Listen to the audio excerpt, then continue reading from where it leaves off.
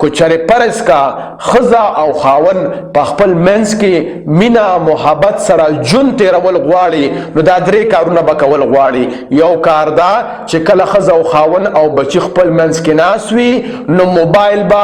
بالکل نه استعمالوي، موبایل به یو سایډ تږدي. او کو خامخا تاسو ډېر مصروفه یې نو د موبایل لپاره وخت مقررول پکار دي چې د ماسخوتن لمانځه نه وروسته به مونږ موبایل نه استعمالو. او کوم بابا موبایل استعمال کو نو هغه به د جرمانې په طور باندې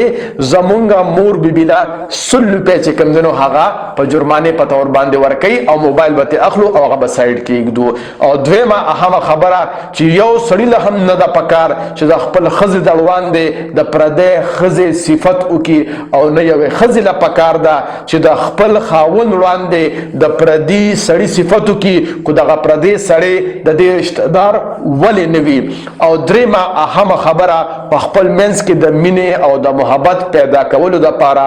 دا ده چې خپل ښځو له تحفې ورکول او هغه تحفه داسې ورکول چې هغه پټه ورکول او ورسره مور پلار له هم تحفې ورکول چې مور پلار هم خوشحاله شي او ښځه هم خوشحاله شي. خو دغه ښځو له هم پکار دي چې د خاوند په مزاج باندې ځان پوه کړي چې زما د خاوند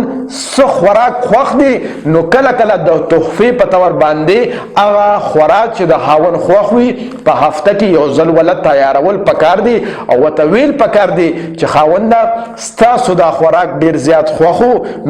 نو ځکه ما دا تاسو له پخ کړی دی او تاسو له مې درکړی دی. د خدای دپاره پښتنو سانونه وپېژنئ، ستاسو دپاره خو به ځان له پیغمبر نه راځي.